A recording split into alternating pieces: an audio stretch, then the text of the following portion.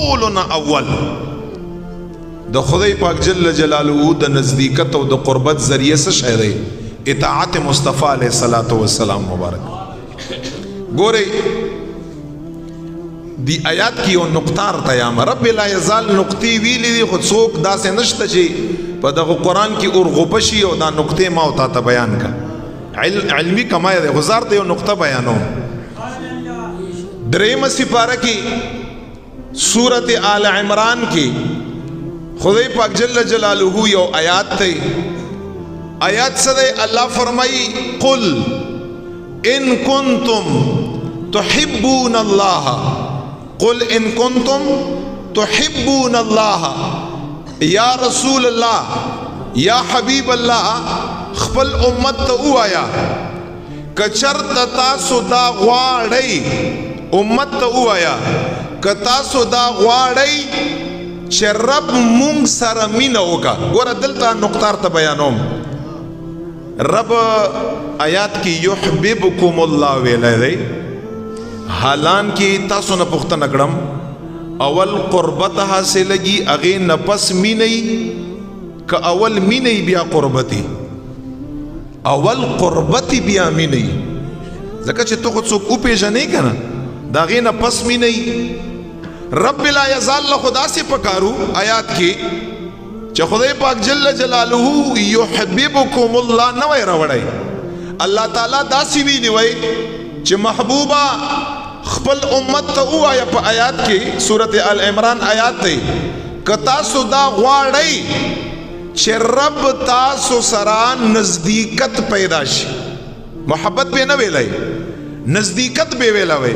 که تاسو غواړئ بندگانو چې رب در سره نزدېکت پیدا شي، رب در سره قربت پیدا شي، نو فتبعونی.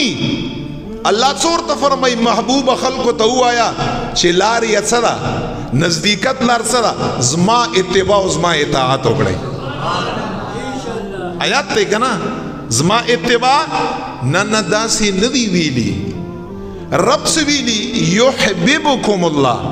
یا رسول الله مبارکه نقطې ته غوږ شئ. رب ورته فرمایي خپل امتیانو ته ووایا چې الله جل جلاله فرمایي که تاسو دا خوښئ الله بندگانو چې رب در سره مینه وکړه، مینه حالان کې قربت اول دی بیا د هغې نه پس مینه. رب لا یزال قربت نه بیان کړی، اخیرنی څیز یې بیان کړی چې هغه مینه ده. محبوبه ورته ووایه چې که تاسو دا خوښئ او تاسو ته م وایم که تاسو دا خوښئ چې الله مونږ سره مینه وکړه، مینه نو راشئ زما اتباع وکړئ. رب لا یزال بار سره مینه وکړه. نبی علیہ الصلوۃ والسلام فرمایي اوس په خبره ځان پوه کړئ. رب لا یزال قربت نه ویلی، رب لا یزال ډایرک مینه ویلې ده، حالانکه اول قربتي بیا مینه. مفسرین فرمایي نقطه دا ده چې دا د دې خبرې دلیل دی چې چا محبوب علیه السلام اطاعت وکړه او په صحیح طریقه باندې وکړه، کما حقه یې وکړه څنګه چې حق هغسې وکړه.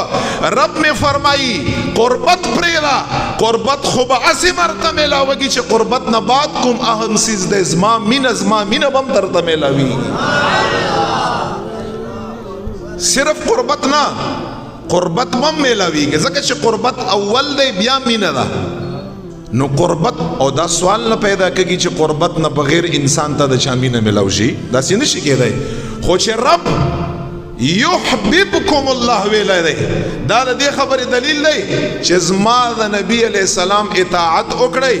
اول قربت دی که نه هغه خو سره په آیات کې ذکر کوم نه، زما نزدېکت او قربت خو به ورته هسې میلاوږي چې د هغې نه بعد کوم اهم څیز دی چې د زما مینه ده الله یې قربت سره سره به زما مینه هم د محبوب علیہ السلام په اطاعت کې ورته میلاوي.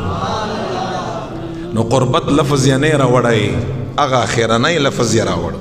زه به مینه ورسره کړم، زما قربت او نزدېکت د ټولو نه اول دا څیز دی اطاعت د مصطفی علیہ السلام.